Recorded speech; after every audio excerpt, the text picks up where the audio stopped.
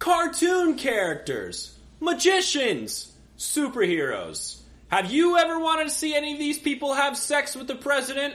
Hi, Alex here from Suck My Fanfic, and have I got a deal for you. We're the internet's favorite fanfiction review podcast. Ryan, tell them the offer. That's right, Alex. If you listen now, we'll provide thorough, pseudo-intellectual analysis of softcore erotica of your favorite childhood memories. And how much does it cost? For only a small investment of 1 hour and 45 minutes of your life, you can have your very own weird erection. Download now. Oh, shit. Well, that was a good intro, I guess.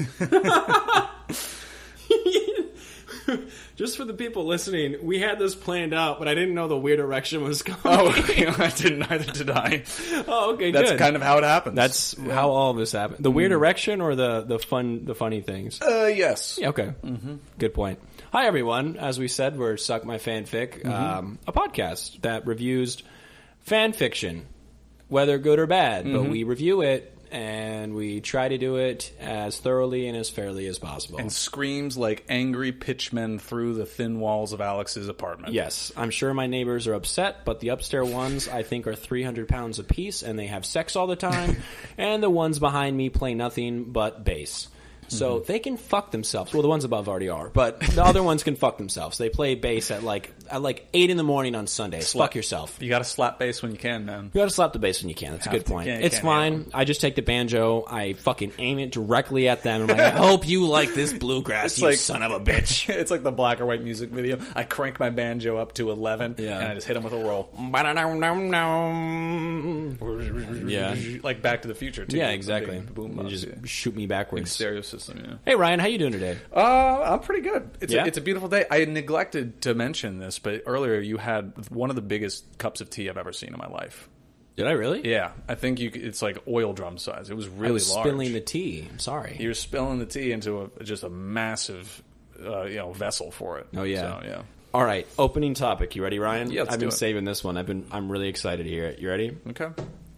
Your thoughts on the Game of Thrones finale? The finale or the final season? Let's go finale, then final season. I like the finale.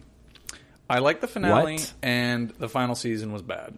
I'll tell you why. And I told my sister this going into it. Well, real quick, let's just specify. Let's clarify. Ryan, you have read all the books. Not all of them. Not Feast for Crows. Okay, so that's the most recent one. Yeah, I think so. So you haven't read the most recent one, but you have read the books. So already you have a better baseline knowledge of Game of Thrones than like 85% of the people who watched it. I read them a while. I don't claim to have. No, I'm not saying you're an expert, but I'm saying you know how the books are written, and you can compare it to the TV show. Sure. It's hard to compare when it hasn't happened yet, but a plebeian like me, I haven't read the books. So I don't have anything to compare it to. I just have the 2 seasons that I've watched and the final episode, which I did watch. Yes. My big thing, and I'm very confused. I know it has to do with contracts and everyone wants to move on, but like you could have blown this out into 2 more seasons and made so much money. HBO wanted 10 seasons. It's very that's not a secret. George R. R. Martin wanted 10 seasons. Yeah. It's very confusing. The actors wanted 10 seasons. Why? The actors didn't want to stop. This is an instance where you probably should have sold out and kept making money because it would give me more time. And that's no. It's just D&D who sold out because now they can make Star Wars. Right. Well, make more money. That's my thing is that season 8 did not care for because it just moved so fast, and for some reason they had to go so quickly. Like I don't have a problem. This is big time spoilers. Yeah. I don't have a problem with the Night King not being the ultimate peril. But you can flesh that out a little more. You know what I'm saying? You can have a couple more episodes to explain it, maybe give them some backstory.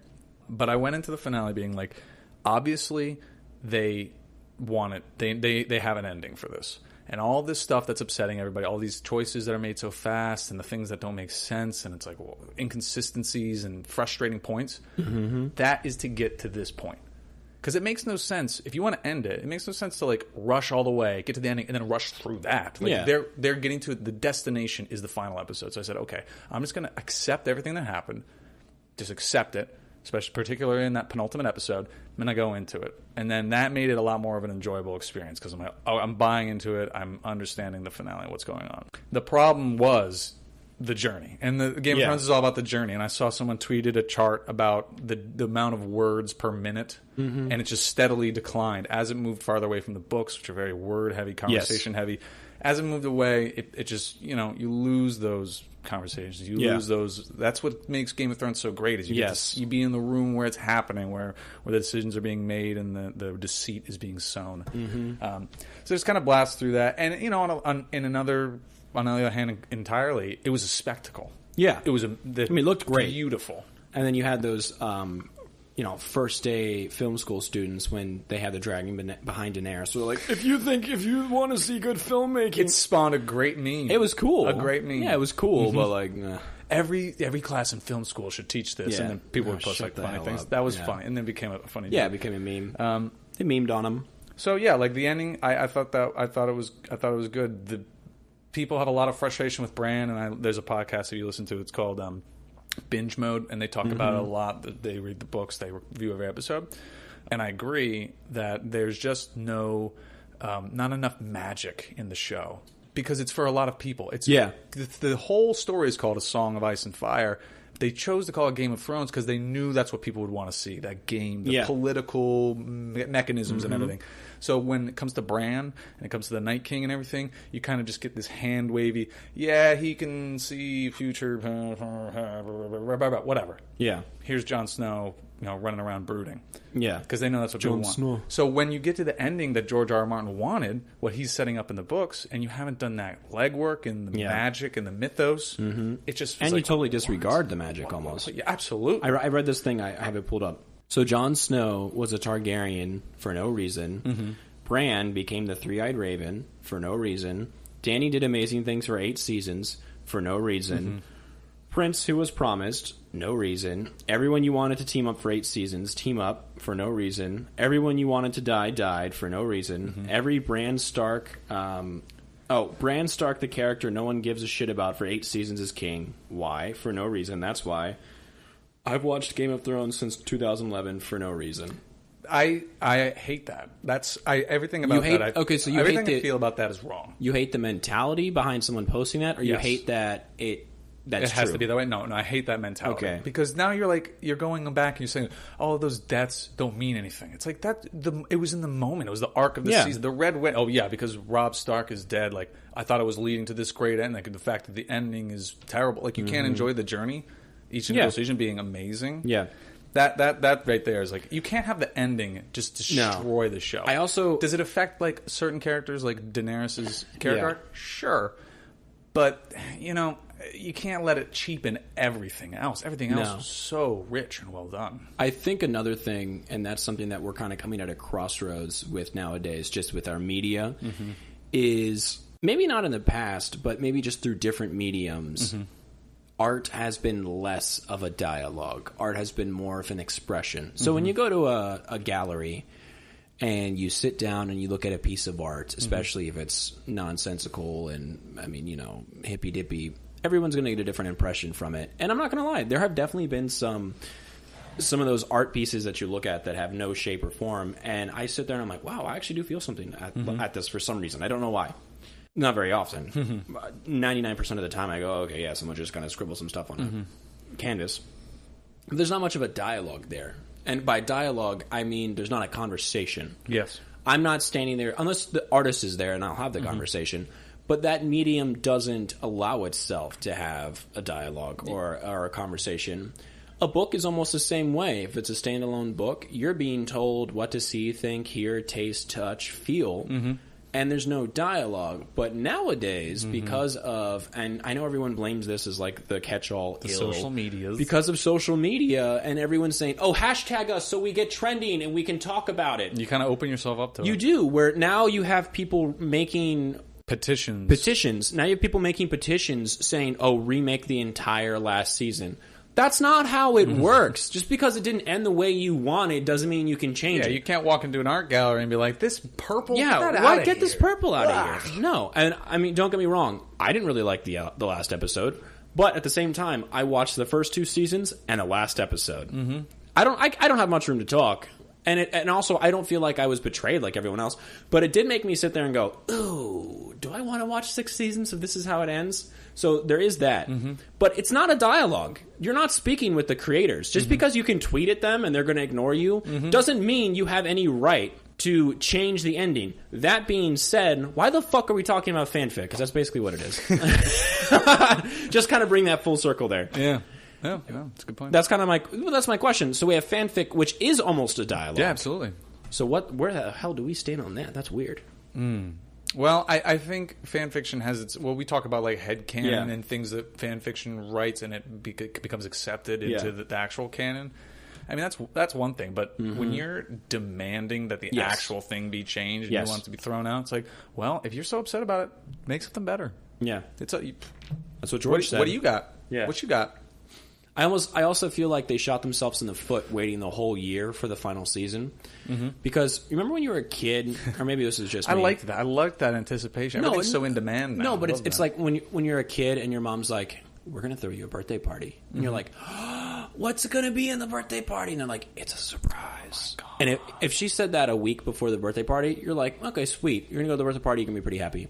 She says that a month before the birthday party, you have 4 weeks to just let that brew. Yeah, agonizing. And what first turned into like a 4-person party and like maybe some fun stuff. Yeah, sure. Balloons into like a clown and elephants and fucking rockets and David Bowie's there on a unicorn and you're like, oh, this is awesome. And it never ends up that way and you're always disappointed. Yeah. My philosophy is the Malcolm in the Middle philosophy, which is I expect nothing and I'm still let down. Sure. That's me personally. Yeah. But I almost feel like they shot themselves in the foot by doing that because everyone's like, oh my God, these past 6, maybe 7 seasons have been amazing.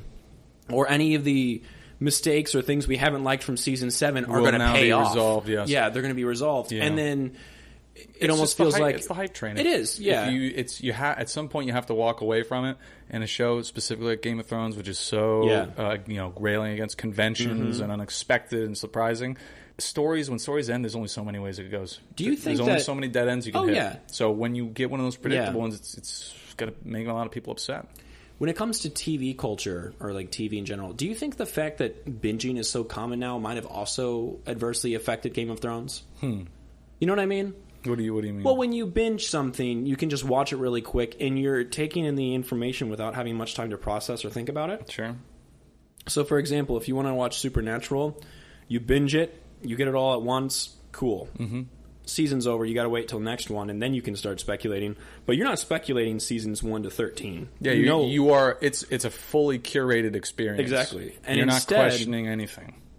Yeah, and now that we have this system, this culture where, tweet about us. Tell us what you thought in the comments. Where it is more of a dialogue or a conversation, and it's. A lot of people prefer to binge nowadays where that leaves no time for conversation until the very end. So here we have Game of Thrones, which is set in this old medium where you wait week to week, season to season, which is totally fine. I actually prefer that because I like that anticipation. Yeah. Waiting a week for Doom Patrol is awesome because I'm like, I can't wait. It makes me more excited when I sit down to watch it. It makes it more special. It does. And so with builds a better relationship with it. I think so. Sure. But with Game of Thrones, we have all these people who are used to binging now. Everyone is. It's not just our generation. Everyone likes binging now. You have a group of people who are used to binging, who like to just consume all of it at once and not leave themselves time for the dialogue. So now you're waiting week to week. You had a whole year to think about it and trust that the showrunners were doing something that you deemed acceptable because your opinion matters so much. I'm not talking down anyone, but I'm saying like... Yes, you have a right to be upset about it, but at the same time, you're not the showrunner. There's a reason you're not. You know what I mean? So you wait the entire year. First episode comes out. Everyone liked the first one. Yeah, it was good. They were like, I like where this is going. Setting the stage. And then around... There were some lunatics who were sounding the alarm right. Like, this is terrible. Yeah. And then right around episode 3, everyone starts to doubt it. Then it goes over the freaking exactly, ledge. And especially when you see everyone else thinking something. Now you start thinking that because we're human beings, and that's what you do. You take cues from other people. Becomes fanatical, and it almost like snowballs into this thing where like everybody hates Everyone despises it. And if you don't like it, what the hell's wrong with you, dude? Oh, you don't watch Game of Thrones? Fuck you. I mean, that's how it felt for a while after not watching Game of Thrones. Absolutely, but. You get what I'm saying? Like it seems like it was a recipe for disaster. No one was going to be happy anyways. Yeah, and definitely, especially if you like binge it, you get so you get so like into that thought, you have so many expectations, like, okay, this is exactly how it goes, this is I understand the pattern, and then when they try to do something different, maybe again, I don't think they did things in the right way, but if you try to do something different like that at the end, then it's you can't be blamed for doing something different. Yeah, someone's so ingrained in the way it was before. And we do always shit on him on this show, but I will say George R. R. Martin said something that I think is fantastic, and I hope he sticks with it. Which is, if you're writing a mystery novel, and from the very beginning you intended that the butler did it, but you get halfway through writing it, and you start looking at message boards, and you read that someone figures out that the butler did it, and you say, oh, well, I don't want everyone to figure it out, I'll make the maid do it. Now you have half of a story that's set up for the butler to have done it, and now you have another half where you have to resolve that setup and set up a brand new person. In the background, sure. It's never going to be right. It's not going to be good. So he says he doesn't read message boards. There's no way he can avoid the fact that people hate that Bran's the king. However, I'm hoping he stays with his original intention. I think the way he's going to do it is just a lot better. A lot cleaner. He's going to have 2 full novels that are 180,000, 200,000 word manuscripts apiece. He's going to do it the way he wanted to. That's what takes such a long time, is because now you know why it's taking such a long time, because here's the ending, and where it left off, there's a lot of work that needs to be done to get to that ending in a satisfying way, and it's so difficult. That's what he's connecting. He's untangling this knot. Hundreds of characters he's created. So that's why it's taking him so long, and we can now appreciate when those books come out. They're probably going to be very thoughtful. Yeah, and remember how I said the thing about Marvel's making movies for non-comic book. I'll just say it again for people who haven't heard the other episodes. Where have you been? Where have you been? Go back and listen to the last 3. But I made the observation that it seems like the MCU movies, the Marvel movies, are movies made for moviegoers about comic book characters. And I feel like the DC movies are movies made for comic book readers, but not for moviegoers. And this isn't Rick and Morty, you have to have an 8th level intellect to understand it. I'm just saying, I know a lot of people who love the comics that like DC movies and don't like the Marvel movies as much. Vice versa.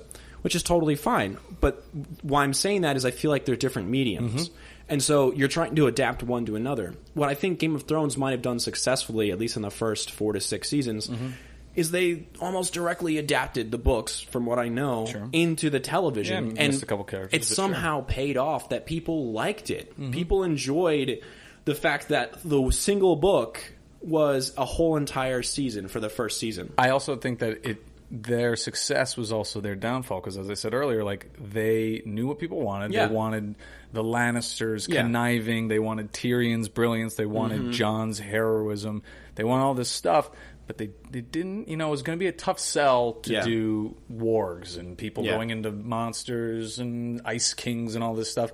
So what ended up being their kind of selling card and their strength in the beginning is what ultimately killed the end. Because they went one whole direction, and that just wasn't the actual story. That's not how it's going. So I would definitely like to see them try the whole almost, word for word adaptation of a book to a TV show. Like it seemed like they did for the first few seasons. They actually did that with Les Mis. They're doing a limited series, and it's not a musical because it's based on a book. It's not based in the musical. What is that? Hugo? Is that the guy's name? His name is Hugo something. Yeah. I was going to say Weaving, but I know that's not it. He went back in time. He was Red Skull. And he actually went back in time in The Matrix and wrote it. But true. He's in The Matrix. Yeah, he's in all the Matrix. Yeah, he's in everything. Really. But to relate this back to fan fiction, it is because in fan fiction, none of this is trying to discredit or discard what the original work was. Some people may here's my take on it. Yeah. But the reason you do this is because you have such respect. It's not like you hate it. No. Or it needs to be You're not going to write a fanfic on something you don't like. You're not going to take that much time to write 900,000 words if you don't love Smash Bros. Yes. Exactly. So I think when you're talking about where do we fall on this, where do we fall? I think it is just a little different. It's fine to be discontent with something and how it ends, and you want to do it your own way. But to just demand that it be changed, no, it is. That's it. That's it. If you didn't like the finale, then maybe you don't like Game of Thrones. That's it. Yeah, that's totally okay to not like it. Yeah, and it's also and please just don't throw away all the other stuff that was so great about it, because there's so many characters and their struggles, and that end was just one end. Throughout the story, there are many ends. There's many arcs. That's just one. That's like watching someone from birth to death who was a great warrior from ancient Greece, and then they die around their grandchildren. And you're like, oh, what a terrible ending. They didn't go out murdering a lion. And it's like... What a wimp. All the other cool stuff... Still happened. It still happened. But there's no peril because they didn't actually die. I need stakes. Yeah. Sometimes that doesn't happen. Yeah. Sometimes you expect a gigantic climax and Neil Gaiman writes someone telling everyone to go home, and they do. Mm-hmm. Sometimes that just happens. It's not fan fiction. Not everything climaxes at the same time. Yeah, exactly. Not everyone... Not like fan fiction. Not everyone climaxes at the exact same time. So that was my opening topic. I've been waiting to hear Ryan's real perspective on it. So you didn't like the entire season, no, but you liked the final episode. I did. Did you like the fact that it's basically a representative? It's not representative, an electoral college. Oh, how they kind of they're basically just an electoral college. Yeah. But the people don't get to elect the people who then elect. They're just. I mean, the houses just exist. It's the House of Lords. It's fair. There's a part where he says we should have a democracy. Sam. We should have a democracy, and they all laugh it off. I think that's a funny nod to is that how you thought this was going to end? Because that's a little too much. It's too much for this universe. In reality, when you are not a Lord or a Lannister, you want to have that say and that democracy, but when you're watching Game of Thrones, you want someone to rule with a fucking iron fist. You want Jon Snow to come in and rule the 8 kingdoms. Yeah, exactly. You know what I mean? Yeah, it's funny. It's what everybody, what they outwardly say and what they inwardly want. Mm-hmm. Yeah. They want Everyone their king. wants that they want to call their king power. Daddy. Yeah. It's all some psycho level that I'm not smart enough to understand. Yeah, I will never understand that. Did you like Brienne writing Jaime's a skank ass bitch? Go back to your sister's skank ass puss. A good meme, but that was such a great ending to that arc. Like, he may have scorned her, but she just has so much honor and she has so much respect for the truth as she comes over the course of the series to understand he does.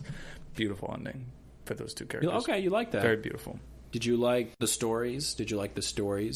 Where they're sitting around the fire? We have to pick the king with the best story. That seems like a really flowy ending that I would love, and I do love it because it is so oh, the best story. What unites us? Stories. Yeah. It's actually who is going to be the most checked out king, so that our board can rule. So maybe Tyrion played the game the whole time, and he's technically king. He's technically king. He's hand to a king that can't use his legs. That's so good thing he's not foot to the king, I guess. Mm-hmm. Man. Yeah, I think you just cracked it wide open. Did you bust it wide open? I'm not gonna lie, I knew it was gonna happen, but it also felt like in Solo where they say, "What's your last name?" and he goes, "I don't have one," and they go, "Solo!" when Samwell hands the book over and it says "A Song of Ice and Fire," and you pull one of the South Parks. Fuck you! Well, I told you, like I said. Fuck There's you. only so many ways the story can end, and everybody knew Sam. Sam didn't actually write it; he transcribed it. One of the other maesters wrote it. Everyone knew Sam was going to have a part in writing The Song of Ice and Fire had to exist. But when it happened, everyone was so upset about it. It's like you were just hyped about this, and because it didn't happen the way you wanted it to, now you're upset. Yeah. And because, like you said, it's so popular now to criticize it. Mm-hmm. Let's hop on that too. Yeah, everyone wants to hop on the criticized train. It's hard to be earnest out there. Yeah, it's hard to be honest. Perks of being earnest. Yes. Yeah. All right. So, what story do you have for us today? I have today. It is the fandom is the Chronicles of Narnia, and it's Chronicles of Narnia. Chronic What Calls of Narnia. And it's Anthony Bourdain, right? of No Reservations, of Without Borders. No Reservations. Fame. If you don't know Anthony Bourdain, he was a chef and he wrote a very popular book, and then he started getting his own TV show where he would travel the world and eat like very weird foods, and it was mostly him going around with the culture. Mm-hmm. He actually did Without Borders, I believe it was, in New York City, and it's on Netflix. It's really good.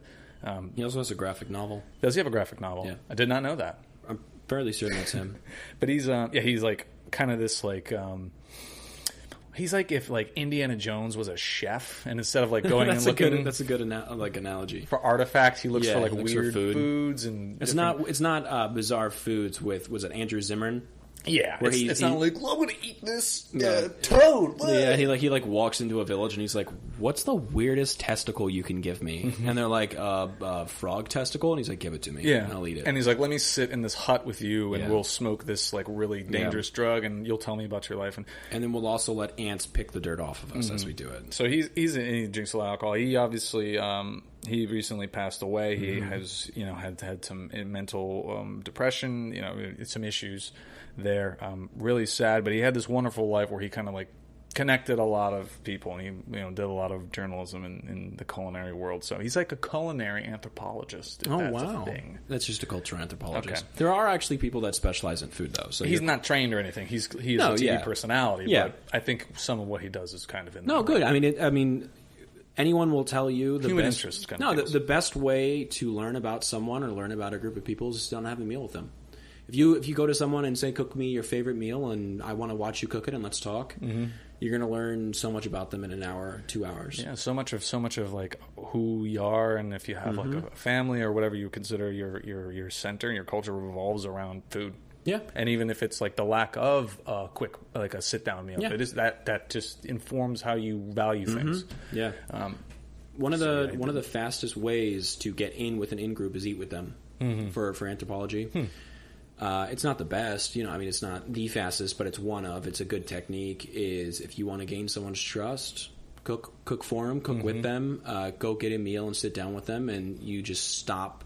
Your guard isn't up. You're more relaxed, and you get very honest answers. You get very honest. It's like you're trying to tame a wild animal. You put food out for it, and basically it comes up and starts eating, and then you can approach it. We are no better than wild animals. I mean, is that's what I'm saying. At the core, it's what we are. So this is Anthony Bourdain, and he's going to Narnia. He's doing a no reservations episode in the mythical land of Narnia. Alex, you like Narnia? I love Narnia. What is Narnia, real quick? The Chronic Whatcals of Narnia. So C.S. Lewis was actually very good friends with J.R.R. Tolkien. C.S. Lewis was a born-again Christian. It's the author of the Narnia books.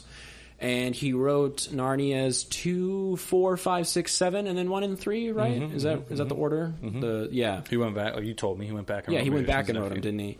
And so the first one's called The Magician's Nephew, which is basically like the origin story. It's the Genesis, if you will, from the Bible. The gritty Genesis. I love Magician's Nephew. Very good. I think that's a great book. Yep. The second one is The Lion, the Witch, and the Wardrobe. The one that movie was based on? That movie was great. Good movie. Have you ever seen the BBC versions from the 70s? No. Really weird. I'm not going to lie, they're weird. Sure.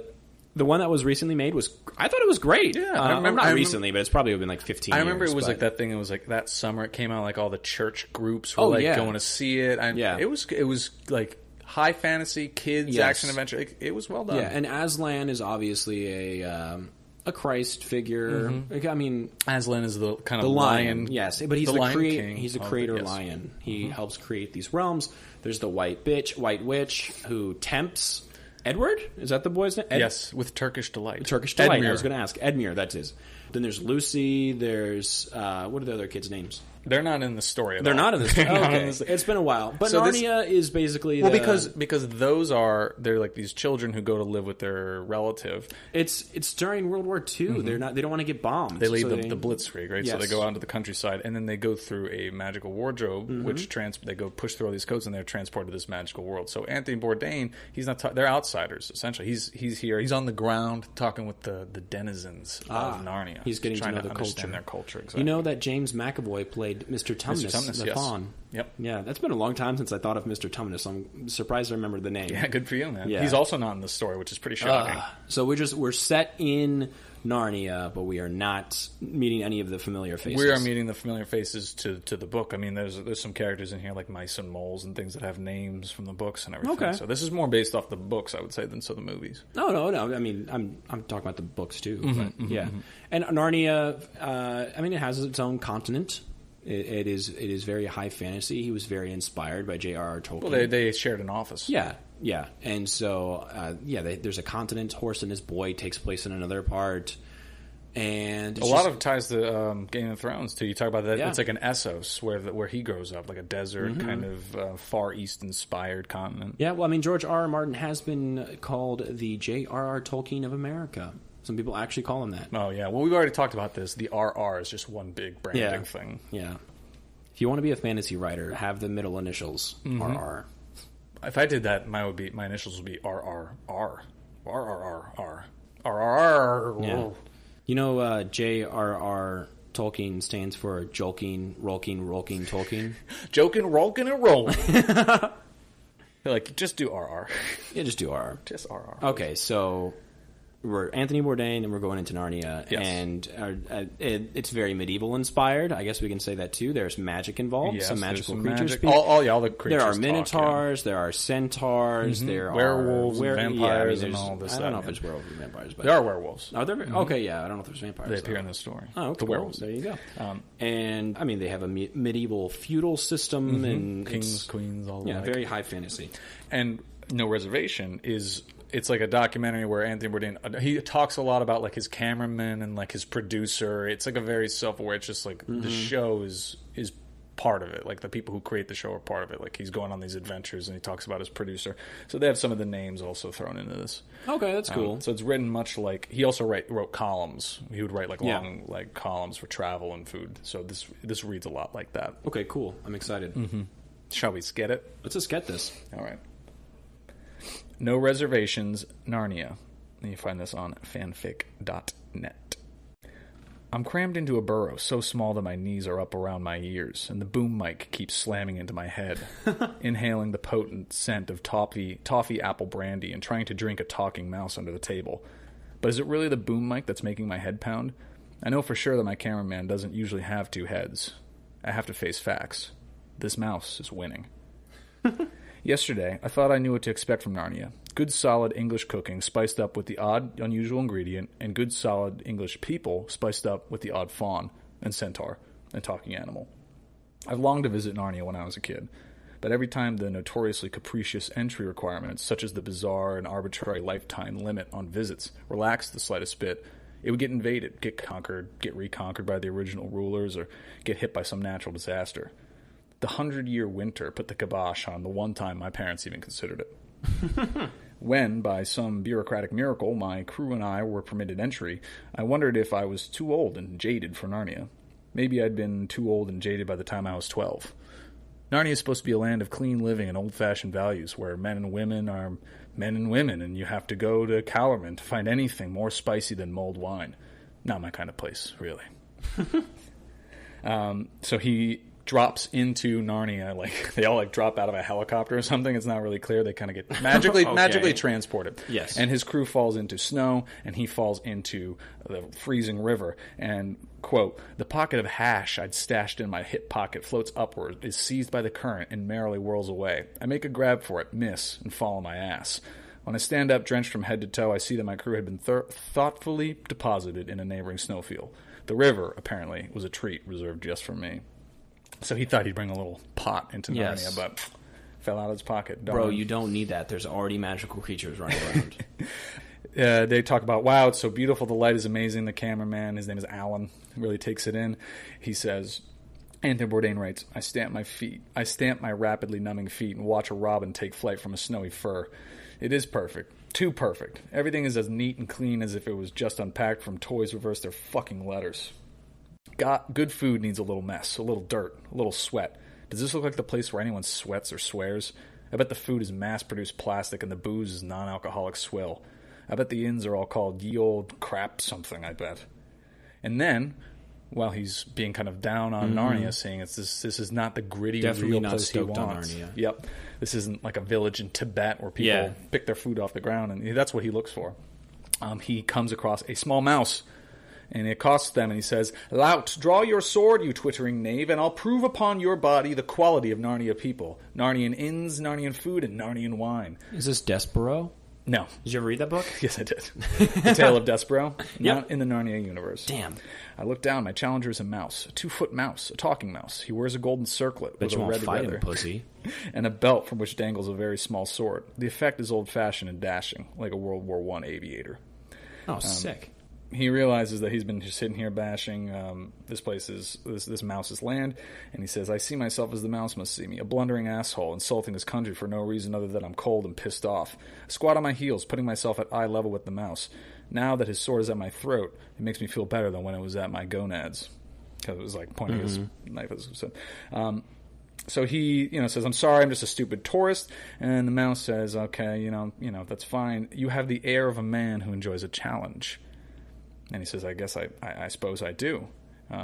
The mouse challenges him to a fight. He says, I'm obviously going to crush you. I'm a human being. And the mouse stares at me, narrow-eyed. I have fought men before. I've seen that look before. On the faces of drunken, hopped-up chefs and sous chefs and girlfriends right before the cops come and haul them away. I probably could have seen it in the mirror, too, except I was too busy committing mayhem at any time to look into one. It's not a look which can be argued away, but it is one that can sometimes be defeated. So he challenges the mouse to a thumb wrestling match where the mouse uses his whole body and Anthony Bourdain uses his thumb. Mm-hmm. He eventually wins because the mouse is just unfamiliar with the logistics of thumb wrestling. Makes sense. Well fought, says the mouse. I yield. And so now the terms of the wager were if Anthony Bourdain won, the mouse would buy him a drink and vice versa. Mm-hmm. The mulled wine. The mulled wine. The mice bows to me. I am Reepicheep, chief of the talking mice. May I ask your name and your purpose in Narnia? And Anthony says, I'm Anthony Bourdain, and I travel the worlds, eating good food, drinking good liquor, and having a good time and talking about it, and alternately freezing to death at the moment. The Reepicheep says that he is remiss, and that you are a visitor on my land. He raises a lordly hand and says, come with me. So he remembers his manners, and he takes him to his humble abode. Very nice. So what I like about this is it's split into 3 segments where he goes to different places and he just really describes the interior and then the food and kind of their customs and like how they all treat him as an outsider and they share stories. So Reepicheep, who I think is a character. Reepicheep? Reepicheep. I don't remember that character, but it's been a while. Yeah, again, it's been a while for me. If anyone massive Narnia fans out there, big Reepicheep stands, spell that? Send me a message. Reepicheep. Oh God, I think it is actually a character. They all are characters. Reepicheep is a character. Reepicheep is from Prince Caspian. Okay. He's a major character in The Voyage of the Dawn Treader. There you go. He's also briefly at the end of the last battle, which is the 7th book.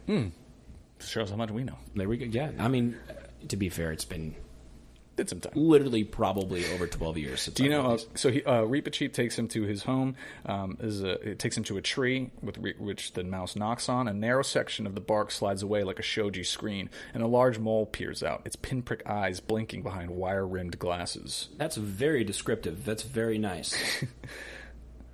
Hello, Reepicheep. The mole's gravelly voice. Is that Rick? Yes. Hey, Reepicheep. It's Digwell. And he says that the gravelly voice reminds him of his old friend Beth the Grill Bitch. I don't know who that is. The Grill Bitch? Yeah. Anthony Bourdain says Beth the Grill Bitch. He knows somebody named Beth. It might be a reference to another episode. Beth the Grill Bitch. Yes. A lot of research being done for this episode. Beth the Grill... He says, thank you for letting me in. He says, it's no bother. I hope you like the dish I'm about to prepare for you, Pavander, which is a mythical fish in this world. She leads us into the tree, which turns out to be a sort of vestibule for a burrow. The latter is tastefully decorated with framed paintings and pebble mosaics. Walk into the combined kitchen dining room, where I find the moles pouring shots of dark brown liquor for Reepicheep, 2 hedgehogs, a rat, beaver, and my crew. I sit and accept a glass of sweet-smelling alcohol, trying not to smack my head on the rafters or jab my elbows into the hedgehogs. Home-brewed toffee apple brandy, said Mole to Scoop, which is one of the hedgehogs, with a brewer's pride, and raises his glass. To Narnia! To Narnia! I echo and knock it off. Needless to say, it's some pretty powerful stuff that it's Anthony magical, is not ready for. So Beth the Grill Bitch is a real person. Her Twitter handle is grillbitch007. At grillbitch007. One of the delightful people that Anthony met on his travels, I assume. Do we have an audio file so I know how to do the voice? It's not just Rick. Oh, who? Beth. Oh, wait, Beth is supposed to be Rick? No. No. It's a growly voice. Now it's too confusing because Beth's an actual character. Yeah, Beth's a real person. This character has a voice that's reminiscent of this character. Anthony Bourdain, quote, I put aside my psychotic rage after many years of being awful to cooks. Okay, I guess Beth is involved in that. He briefly owned a restaurant, and all chefs are absolutely insane, so maybe they knew each other from then. She was like the grill master of his restaurant. No, she was the grill bitch. The grill bitch. She was the restaurant, sure, yes. So they make fish and potatoes, and but that's good. It is pretty good. Let me see how he explains it. There's talk about he's like in the kitchen. He's preparing the food with them. Reepicheep and the hedgehogs are party animals, drinking the brandy and ale as Boilermakers and playing Mubblety Peg with small, sharp knives. I think that's the game where you go around and don't stab your fingers. Well, I join them with the Boilermakers. I pass on the Mubblety Peg. The moles discuss Narnian foodways. They talk about how everything in Narnia is sourced And it depends on where you are, how the dishes are going to taste. Butter doesn't taste everywhere and the same as in Narnia. It says this is the butter here is white. It has only the faintest scent of hay and snowdrops. In summer, when the cows go out of the pastures in the fields of buttercups, the butter is yellow as mustard bloom, and you can taste the flowers. Where and when food is produced makes an enormous difference in its flavor. If you took those two cows to different parts of Narnia, even if you still pastured them on buttercups, the butter wouldn't taste exactly the same. So he's all about going to the farmer's market and finding your own ish. Honestly, can I say this is extremely well written? Like, Isn't this it? sounds like a food blog. Yeah, maybe this person really likes food. No, this is really good food. I think this is extremely well written at the moment. This is really good. So they're sitting around waiting for the meal to end. The beaver nudges him and says, Tony, you said you like unusual traditional food. Tomorrow I should take you to visit the Marshwiggles. The Marshwiggles? The Marshwiggles. And he says, what's their food like? I ask. The beaver and Reepicheep glance at each other. Traditional, says Reepicheep. Okay. Wet, says Digwell, the mole. I believe their specialty is eel stew. And then Anthony says, I love matelas d'anguille, a French dish of eels and red wine with shallots, a Cornish eel soup with mace and cream. I can't wait. Finally, the food is done. The Molde Scoop comes over and presents everyone with a round brown dumpling, like a baked chia subao. I cut into mine. The scent of lemon and brown sugar rises up in a cloud of steam, and a caramel sauce runs out and pools around the pastry. It's a rich dessert, perilously close to heavy, but the toffee apple brandy cuts through the sweetness and enriches the citrus notes. We all have several more shots. I'm getting hungry. I really am. We just had pizza, but starving. I could go eat some fish and potatoes right now, honestly. So now they're saying, okay, well, I'll take you to the Marshwiggles tomorrow. The Marshwiggles. And as they're finishing up their meal, Reepicheep says, Tony, with a gleam of challenge in his eye, it is my belief that the capacity of a mouse is no less than the capacity of a man. Will you match me, drink for drink? I salute him with my shot glass. Soon I'm in disgraceful state, seeing double, barely able to get the glass to my lips. As my face slowly descends toward the table, I see Reepicheep reflected in a pool of brandy, a touch glassy-eyed but upright, small and triumphant. He blacks out. He gets drunk under the table by Reepicheep, everyone's favorite hero mouse, besides Despero. Despero, yeah. I was going to say, don't forget Despero. And all the characters of Redwall, my favorite fantasy stories. I don't know what that is. Oh, don't look at me like that. The next morning, I do not feel like visiting the Marshwiggles. I don't feel like doing anything but lying still. I'm not going to take that name seriously this entire time, just so you know. Anthony Bourdain does not feel like visiting the Marshwiggles. I don't feel like doing anything but lying still, preferably with a cold cloth over my eyes and a cool glass of the hair of the dog that bit me close at hand. Instead, I'm woken up at the crack of dawn by the beaver, whose name is Alderwood. After a quick but excellent breakfast of bacon, eggs, kippers, black pudding, sausage, and bread all fried together in a huge cast-iron pan, we reluctantly head out and trudge through miles and miles of snow. So they eventually Even the breakfast sounds amazing. Oh, my God. Just a nice, hearty English breakfast. You're welcome, English fans. Perfect hangover cure. Yeah. Oh, yeah. In a marsh, they come across Weedwoe, who is like a marsh enchantress or something. She's I'm going to picture Lil Wayne. Okay. Weedwoe. Like a cop car. So basically, while they're walking, Weedwoe asks, why in the world would you want Marshwiggle food? Because it's very wet and gross.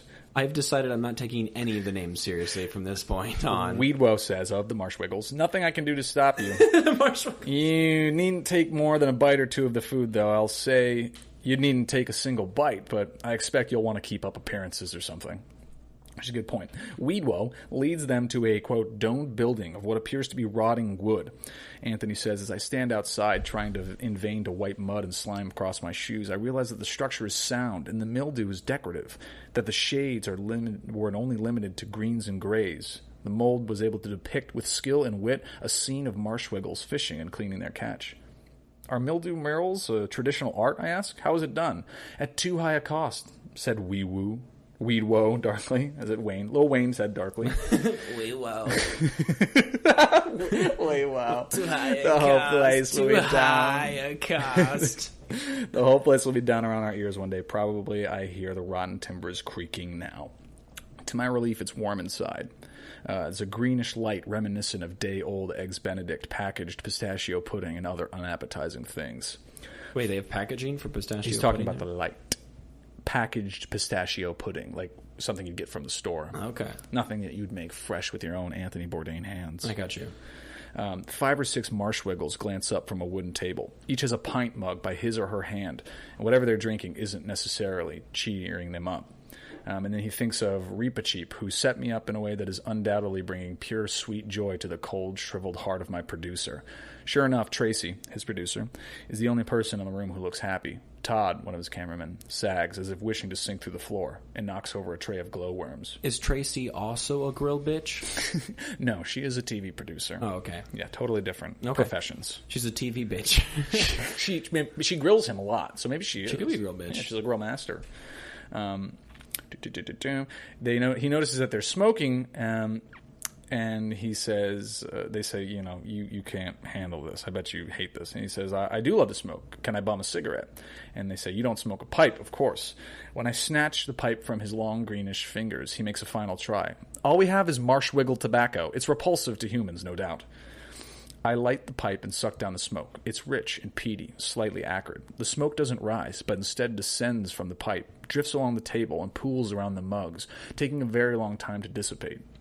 I notice that the table has a raised rim, which catches the smoke and prevents it from sinking to the floor. So it is collecting and pooling. This is very descriptive. It's amazing. This is really good. It's fantastic. One of the marshwiggles takes out a jug of some dark liquid. Okay. And they pour it for him. And he said, it's time for you to take a shot, Anthony. I take a sip of the liquid in the mug. It has no scent or taste and is slightly oily on the tongue, with an aftertaste hinting at green herbs and brine. Then an industrial refrigerator falls on my head, accompanied by a gas main explosion.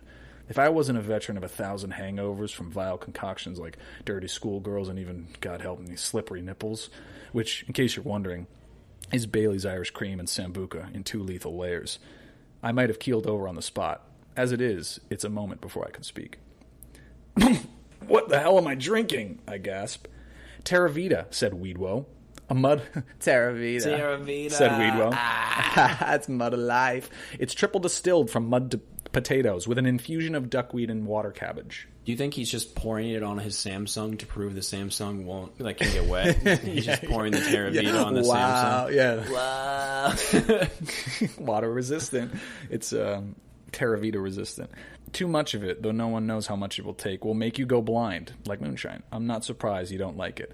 I want to contradict her, but like is much too mild of a word for this stuff. So is dislike. It's terrifying and tempting, like your very first line of coke laid out in a mirror, or a woman who says yes while you're still getting up the nerve to ask her. I take another sip. The second time is easier, but then, isn't it always? Classic Bourdain. Yeah. Classic Bourdain. Giving a little hint in his crazy fear and loathing in Las Vegas life. Mm-hmm. Hitting us with some wisdom. So then they come out and they just schlomp something on the Marshwiggles, schlomp something right on the table. Marshwiggle, Weedwo, and Reepicheep schlomp. And one of the characters is one of the Marshwomps is named Cellar Dank. Celladank. What's up? I haven't seen you in so long, Celladank. Oh, this Cella right here is dank. I call him Celladank. Okay, that sounded like a Lil Wayne lyric, by the way, just so you know. I call him Celladank because he's hella dank. No, I think it's a little Lil Wayne on my part, a little Matthew McConaughey, but all right. Okay, he uses plonking down tureens and pots on the table. Digwell wasn't kidding when she said marshwiggle cuisine was wet. There isn't a single item that can't be poured. Mud potato porridge, said Weedwo, indicating a substance which looks, well, like... Let's be delicate and say mud. Mud potato mash, more of the same. To not be delicate, more of the same when you start feeling a little better but aren't entirely well yet. Boiled mud potato. That's what you get when you're back on your feet again. So a little more solid, if you catch my drift. Poop. And finally, they lay out the eel stew and... the dish called Dredge the Pond. He says, what's that? A traditional recipe, replies Weedwo. You dredge the pond and boil whatever comes up. There's always mud potatoes, but the rest varies. You won't like it unless you like mud potatoes. And you won't like mud potatoes. I live for the moments when I put something that looks and sounds disgusting into my mouth, and it turns out to be sublime. That moment does not happen. The mud potatoes taste like badly rinsed potatoes. The fermented water weed has the texture of natto and the flavor of boiled cabbage. Dredge the Pond tastes exactly like it sounds. The eel stew is surprisingly tasty, but the gritty, mysterious complexity of a fine gumbo, I can't call it sublime. So then they all sit back and they smoke. He makes this interesting comment that the smoke has accumulated on the table and they can't see their bowls. I decide that this is deliberate, so no one can tell you're not finishing your water weed. So it's like that's kind of like their courtesy. Mm-hmm. I have nothing to contribute, so I sit back and listen to these gloomy, taciturn, hard-bitten people sipping their knock-you-on-your-ass liquor and smoking their heavy tobacco. So they aren't the world's best cooks. They still have their own traditions, their own way of life, and their own sardonic pleasures. They welcomed, in their own unique manner, a bunch of strangers thrust upon them as a joke, and offered us the best they had without compromising themselves in an effort to please. I respect that. You're sorry you came, I'm sure, said Cellar Dank. Not at all, I say. And I mean it. That was nice. On my third day in Narnia, I get kidnapped. A man falls into step beside me as I walk toward Cair Paravel for a state dinner. That's the capital. That's where the castle is. And something sharp jabs into my side. So someone comes up to him and kind of starts to abduct him. Okay. In a flurry of gauze and a waft of sandalwood, a woman comes up on my other side and puts her hand on my arm. It's marked with burn scars, knife scars, and calluses of a professional chef or an amateur who does a lot of cooking. She smiles at me, and in that single glance, I know she's my kind of woman. She knows my kind of scene. She's definitely a grill bitch. And she's a grill bitch. Don't worry, Tony. Her voice matches her smile, sensual, cynical, dangerous. We're not going to hurt you or them. We only want to show you a side of Narnia the tourists don't see. It will be much more fun, I promise. This sounds like a sex tour. I'm uncomfortable. They're taking him underground. They're taking him away from Times Square and taking him over, to the, Lower East Side. No, I don't want to go there. Yeah. I don't want to go there. I want to meet coked up Elmo.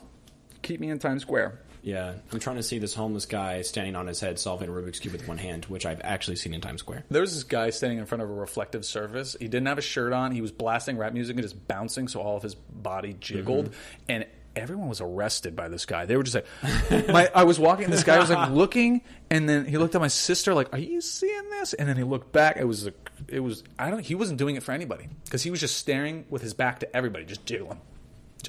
He didn't have like a hat out. He didn't have a hat out, but he did have a mirror ball reflective top hat on, and a scarf, and sunglasses, and tight leather pants, and nothing else. But nobody gave him any money.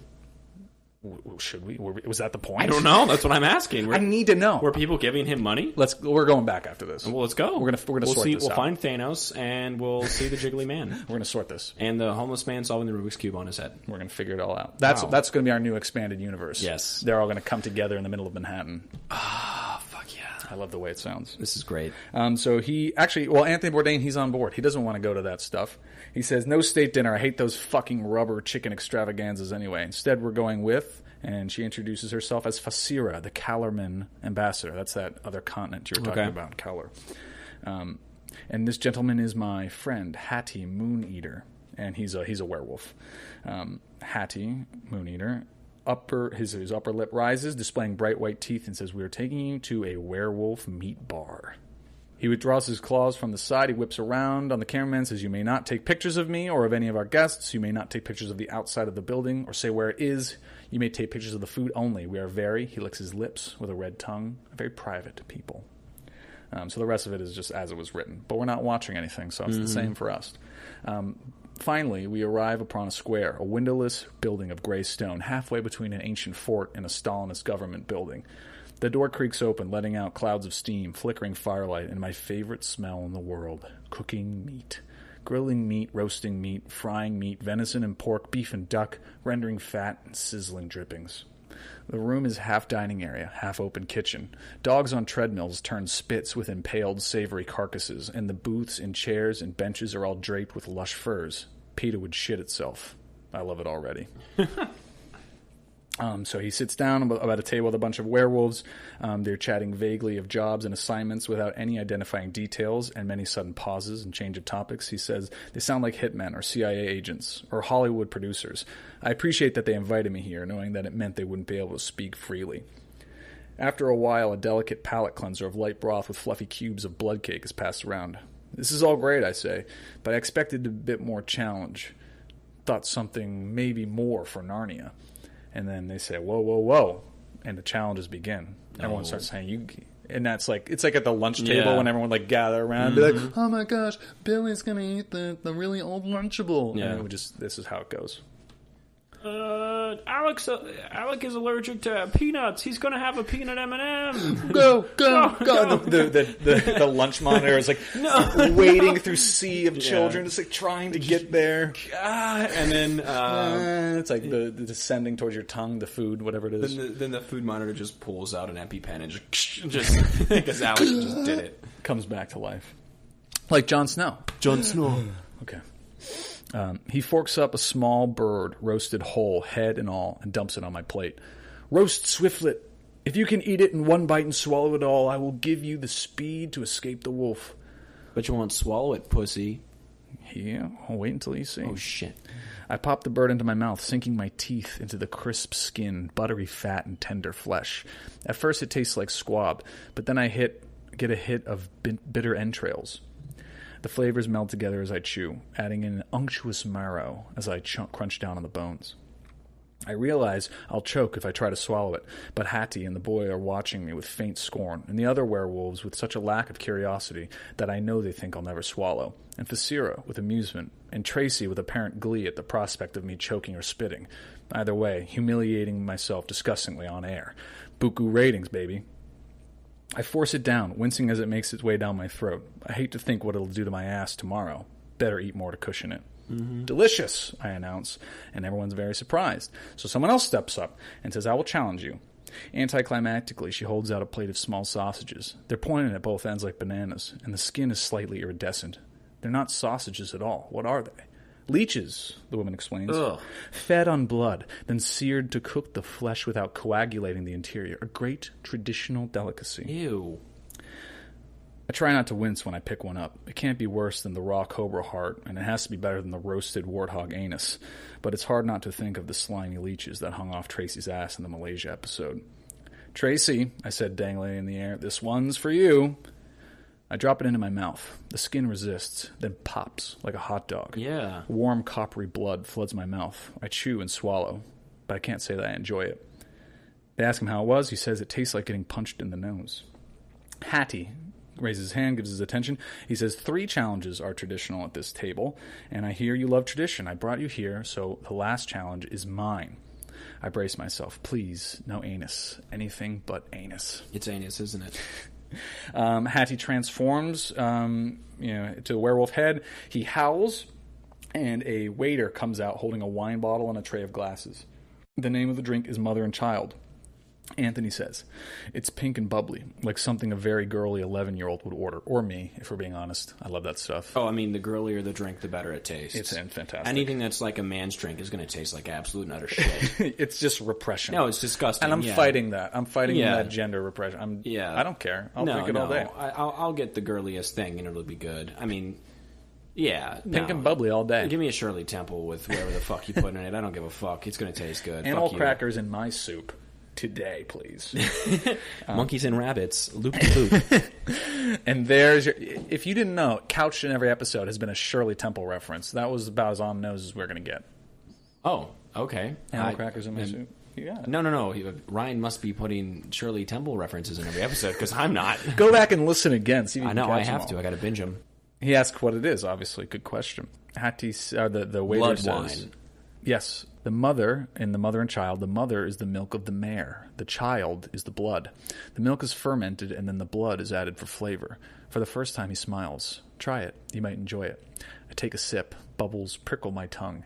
It's yogurt-like, tangy, with a mild alcoholic bite. The blood is only a grace note in the background. I do enjoy it, and he does. He likes it. And they all drink. And they decide, well, we've been having this fun, but now it's time for you to make us a meal. So he goes back into the kitchen, and he cooks with Fasira, the Calorman ambassador, to cook a feast in the Calorman style for a ravenous room of werewolves. It's a rush to be back on the line, back where he does his best, where he's cooking. Mm-hmm. And he says it's exhilarating to cook with such a beautiful woman, even when we both know she's going home with a man who could bite my head off. We prepare roast duck with pomegranate sauce, squab stuffed with rice and pistachios, spiced meatballs, assorted kebabs, and to drink, yogurt whisked with mint and water. Though the wares don't rave about the food, wares don't have to. But then they clean their plates and crack the bones, and that's a chef's best compliment. Yeah. When we finally stagger outside, drunk and stuffed and exhausted, dawn is breaking. Breaking dawn. Hattie escorts us to the edge of the wood, then he goes back into them, and Fasira heads off towards Kai Paravel. We're looking for an inn when we hear a voice, a deep, rumbling, velvety voice. Not frightening, but awesome in the old sense of the word. Aslan? It comes from a huge lion, who somehow managed to sneak up on us without any of us noticing. Sons and daughters of Adam and Eve, says the lion, your time in Narnia is over. Already, I say? Can't help protesting. The Nine Lod's gravely. Yes, Anthony Bourdain. Yes, Anthony Bourdain. Yes, Anthony Bourdain. Yes. Treasure your memories, for you may God. never return to Narnia. That's a common thing. Once you leave Narnia, you can never come back. Yeah. Unless you're the, what are the Penvensees? Is that the last name? The Pensives. Is it Pensies? I believe so. No, it's Pevensey. Pevensey? Pevensey. Pevensey. Dankeschön. It's your Pevensey, and then you can come back whenever you want. Right. The lion, they say, what? Did we do anything wrong? The lion shakes his great head, sending ripples throughout his mane. The time you had is the time you were given. Nothing can happen twice. And I understand what he means. I can never again taste the same pavender that Digwell made for me, so no matter how many other pavenders I eat. Once a moment has passed, it's gone. Only the memories remain as memories, and the desire to go somewhere new, try something different, and create even more memories. It's not until we're back home that we realize the lion didn't name Tracy as one of the people who couldn't return. Tracy, when you're next in Narnia, give my regards to Reepicheep and his friends, to the werewolves and the marshwiggles, to Fasira if she's still there, and to that lion if you see him again. And if you can smuggle out a bottle of toffee apple brandy, meet me at the studio and we'll all raise a glass to Narnia. The end. That was pretty good. The end. You know, Liam Neeson voiced Aslan. Yeah, I believe it. I buy it. Yeah. He's got a great voice. I've got a very particular set of skills, Anthony Bourdain. And we need to find my daughter in the cage. There's a bunch of notes about the inspirations for this story. Before you get into it, Sure. I thought that was really fucking good. I thought that was very well written. Whoever this person is needs to create an actual food blog because you are very descriptive and you're a very good writer. I mean, why are you writing about Narnia? You know what I mean? Go to Olive Garden in your hometown and write about... No, I'm serious. This person probably has an amazing Yelp profile. Probably. Can we admit that? That's probably the case. I can agree to that. This author did a lot of research, so the style for this story was based on Anthony Bourdain's book. I'm quoting from the notes section, A Cook's Tour: Global Adventures in Extreme Cuisine, which I highly recommend. And then they have a link to Amazon to go buy it. So if you like that kind of if you like that kind of like food journalism, that is like the tome to read. It's really good. The main resource for the food served by the beaver was The Cooking of the British Isles, which is also a book. And you can read accounts of various puddings in Laurie Colwin's wondrous book of cooking essays, Home Cooking, A Writer in the Kitchen. So this person has read like 3 cookbooks and Anthony's books to kind of, and now they're using that to write this story. This was really good. Like I'm sincerely wow. And that's something that you read. You know, you hear a lot about authors like they're so well read. They use all that style and all those word choices and everything to make their own stories, and that definitely shows through in how they write about food. Yeah, I don't remember who it is, but what is it? For every 100 words, 1,000 words you write, you should have read 100,000. Mm-hmm. This person read more than that and wrote something great. Mm-hmm. What's it called? This is called No Reservations: Narnia. Where do I find it? Fanfiction.net. Who wrote it? It was written by Edo Nohana, Edonohana, Edo Nohana. Well, wow. Seriously. Extremely well written. Very the well Calamiran written. dishes are based on Persian cuisine with variations inspired by Lewis's mouthwater descriptions in The Horse and His Boy. They mention another Anthony Bourdain book, Medium Raw, A Bloody Valentine to the World of Food and the People Who Cook. That was an inspiration for like the raw meats that he was eating at the end there. Yeah. Mother and Child is based on kumis, a Central Asian fermented milk beverage, which is not actually mixed with blood. The name was inspired by the Japanese chicken and egg dish Oyaka Don, or parent and child bowl. And as a disclaimer, I don't think anyone actually eats leeches. That's the last note there. No, wow, that was really good.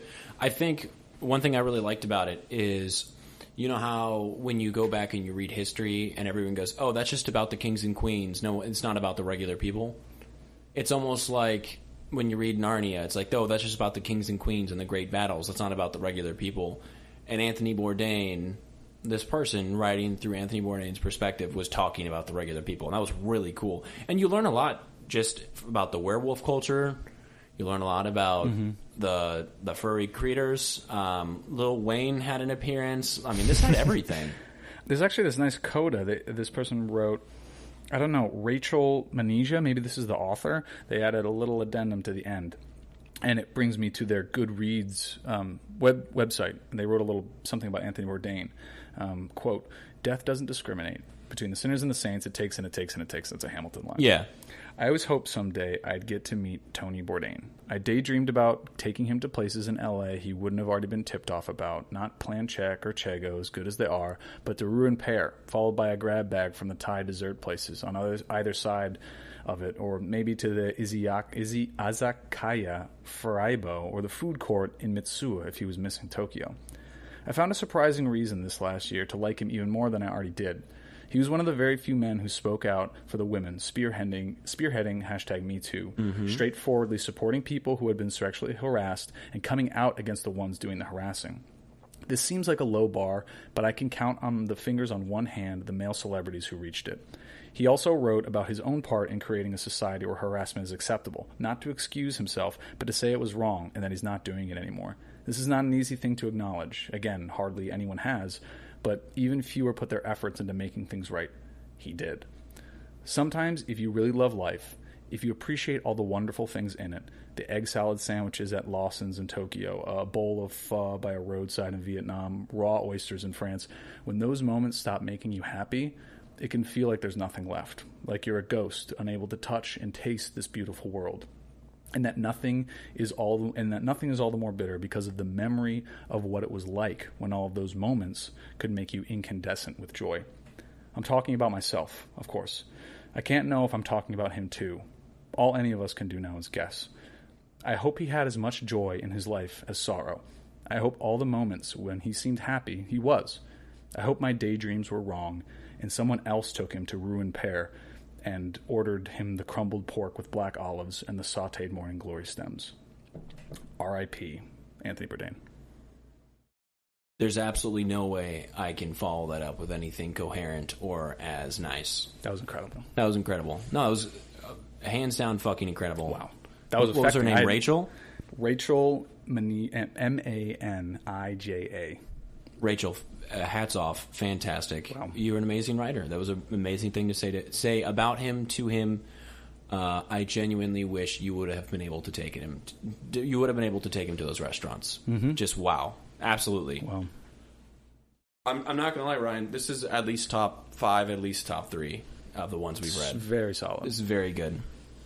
I have no criticism for it. especially Especially after reading that. I mean, I didn't see that until just now. That's pretty heavy. No, that's great. Really good. I don't even want to do a stoked on segment. We will, but like I don't really want to follow that. There's no way we can intelligently follow that. Mm-hmm. Not at all. No. Wow. No, fantastic. That was great. Mm-hmm. Look at that. Someone finally got us to shut the hell up. So that's there you go. She did it. Congrats, Rachel. Yeah. Wow. Fantastic. Yeah. I guess I'll reluctantly ask, are you stoked on anything, Ryan? Yeah, actually. I have something that I'm also really stoked on. So when I moved to New Jersey, I kind of just, I don't have I have something in my car. I don't really use it to listen to my phone or music or whatever. So I listen to terrestrial radio a lot.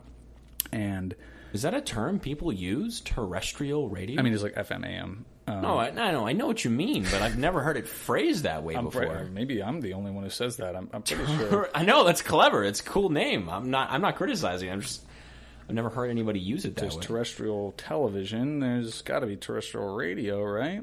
If that's not a thing, I'm that starting travels to use it. Along the land is broadcast from a land-based station. Yeah. Okay. Wow.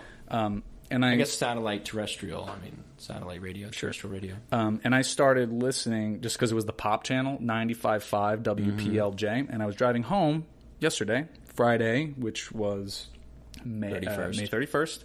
And they started talking about how they're going off air. Like, this is our last day. and they were talking about all the various artists that had been on the station. And I was like kind of interested, so it's just a story, something I had on the background this whole time. I looked it up. 95.5 WPLJ has been going nonstop in New York for 48 years. Wow. The last time they had radio silence, John Lennon had just been killed, and they were playing Beatles, John Lennon, nonstop. Yoko actually called in. Yoko Ono was John's wife. Called in and said, can we have a moment of silence for him? The last time they went off air was a moment of silence for John Lennon. Wow. And since then, they've had countless, interviews, and they've been like the pop music station of New York. So that all over the last couple of days, they told stories. They replayed performances from their Stage 17. They had like people like Adele before she was big, Dave Matthews. They were playing Backstreet Boys to the Bee Gees to everything. And I did more research, and it plays such a big part of like New York's DNA when the attacks of September 11th, which we covered so graciously in Tumbling Towers. I wouldn't say graciously. When that happened, they stayed on the air for like 18 hours, and the cell service had been knocked out, and they were taking calls for people trying to get in contact. They talked about how that's like the most affecting moment of their life, and how that kind of informed everything. So this radio station that I've just been listening to has been such an integral part. And so yesterday was their last day on air at 7 p.m. May 31st. They went off air. So I thought that was pretty cool. And I really enjoyed looking it up and kind of the history of 95.5 WPLJ. Wow. So who's taking the... Some like Christian contemporary station. Of course. Yeah, whatever. They're the only people that listen to terrestrial radio nowadays. Yeah, and me. 48 years young, 95.5 WPLJ. Thank you. Wow, that was really cool, Ryan. Thank you. I heard it, and it was really cool. That was really sad cool. and really cool. Yeah, man. Okay, so for me, in general, I just visited Washington D.C. for the first time. Nice. It was awesome. Memorial Day, right? You were there? I was there for Memorial Day. I think if you are not from the U.S., I think you'd really enjoy it too. I don't think it's an exclusively U.S. thing. There's a lot of history there just in general. I went to the Air and Space Museum. They had the Bell X-1, which was the first plane to break the sound barrier. Nice. Glamorous Glennis, flown by Chuck Yeager. Mm-hmm. Chuck Yeager. Of Jaeger bomb fame. I don't believe so, but maybe. The X-15, it's actually in Doom Patrol, the X-15 is. Oh, yeah? Yeah, they have John Glenn's capsule from the first American orbit around the Earth. That's the Museum of Flight, right? The National Air and Space Museum in Smithsonian. It's awesome. There was just so many cool things there. And all those amazing museums of like world history importance, not just American history, are free. It's all free. Everything in DC is free like that. Yeah, the zoo's free, all of that. I went to Arlington. That was amazing. I got to see the National Cemetery. Yeah, I got to see the changing of the guard for the Tomb of the Unknown Soldier. For those of you listening that don't know what it is, they've taken one from each major war since World War I, unidentified body, and basically that represents the unidentified bodies of all Americans around the world that have died fighting for freedom for, as they put it, everyone. If you disagree with that, let's just not get into that right now. Yeah, but it's just extremely respectful. It is. Nothing is political about any nothing, of that stuff. Not it's in the very slightest. Tasteful. Very and tasteful.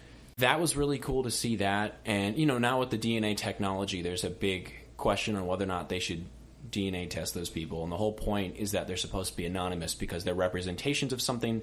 If I believe the Marines protect them, it might be the Army. Whoever protects the Tomb of the Unknown Soldier, that's like the highest honor you can get in that branch, because you're basically protecting the bodies of all anonymous killed in action soldiers. So that's really big. Arlington was great, but I think the biggest thing that really blew my mind, and like I said, I've never been there, so I saw the Washington Monument for the first time, the Lincoln Memorial, the Jefferson Memorial, which was awesome, FDR, all those things, all these amazing things, Capitol Building, White House, whatever. The coolest thing that I saw the entire time was in the Smithsonian American History Museum. And that museum alone has so many cool things, like the ruby slippers from... Yes. from Wizard of Oz. Yeah, like puppets from Sesame Street and all that stuff. I saw the Swedish Chef from Muppets. From Muppets. Lincoln's hat the night he died when he was at Ford's Theater. Did you go to Ford's Theater? It was under maintenance. I'm very upset. It was pretty. I like this. You get to see the bed where he died. It's pretty crazy. It's across the street, but yeah. That's part of the tour. Yeah. But it was under maintenance, so I didn't get to see that, which is unfortunate, but no big deal. Who would make it under maintenance Memorial Day weekend? That's kind of dumb. Who knows? Gearing up for 4th of July. Yeah, I guess so. Got to see the Vietnam Veterans Memorial. Oh, that was really cool. The Korean War Memorial. That was really cool. I took a really cool picture there. But like I said, the thing that got me the most was at the Smithsonian American History Museum, and it was the flag that was flying over Fort McHenry that inspired the U.S. national anthem. Francis Scott Key was a prisoner of war on a British warship. But wow, you're not allowed to take pictures. It's in this big, dark part of the museum because the light could damage it. And oh my God, it is massive, and it is really cool, and it still has the holes in it from when, it was a part of the war and everything. And wow, it's old glory. It's a 15-star and striped flag. Nice. And it is just really cool. And you sit there and you're like, oh my God, this... I really want to steal this. I need to steal... I went to the National Archive and I was like, we need to kidnap Did this. you? Did you? Yeah. That's a really cool... Yeah. No, the National Archives is really cool. See the Bill of Rights, see all of that. It was the Declaration of Independence, Constitution. It was amazing. They're all fading really badly. Right. And we have the advantage because they're very old, but it's also recent enough where we still have all this stuff. Exactly. It's still and there. We had the wherewithal to keep them. But no, that flag was I don't know, that was just like the coolest Struck thing. A chord in you. It really did. Sure. That was Proud to Be an American You're was playing in my on head America. on repeat. And I had eagles fly over me, and F-22s just getting Absolutely. like I was just like, yeah, this is awesome. This is really cool. Also, they have those stupid ass Lime scooters there, and they're very convenient though. I'm not gonna lie. Pretty cheap, pretty convenient. Yep. When time is of the essence, it's pretty convenient, but. Reluctantly, I use those a bunch. Yeah, the mall is bigger. The National Mall is gigantic. It's pretty big. And like I said, I recommend everyone take a trip there. It doesn't have to be pricey if you don't want it to, because everything's free. Literally everything is free. Go see the cherry blossoms. Yeah. There's great beauty in that area. Virginia's right there. There's a lot of things. Mount Vernon. It's wonderful. I didn't pay for any attractions. I paid for food and lodging and transportation. So you can do a lot there. And we were only there for 2.5 days where we could do things, and we still didn't get everything done. So you stoked on America? You stoked on Washington, D.C.? I'm stoked on the flag. I'm stoked on that flag. That was... If someone asked me, I'm going to D.C. and I can see one thing, I would say go to that museum and go see the flag. I don't know why. It just really struck a chord with me. Sure. And I'm telling you to do that over the glamorous Glennis, and that's a beautiful aircraft. Just saying. Forget it. Yes. They also have the aircraft that was the first one to circumnavigate the globe without refueling. I think it's called the Voyager. Yeah. Wow. Yeah. There's plenty of reasons to go. Yeah. So stoked on that. DC's cool. Not as cool as this Anthony Bourdain fic that we read. So, pretty dope. Yeah. That was great. I mean, what should we remember, Ryan? All I could say is I'm just going to quote, I hope you continue to love life. Appreciate the small, wonderful things, from the egg salad sandwiches at Lawson's to a bowl of pho by a roadside in Vietnam or a raw oyster in France. I hope those things continue to make you incandescent with joy.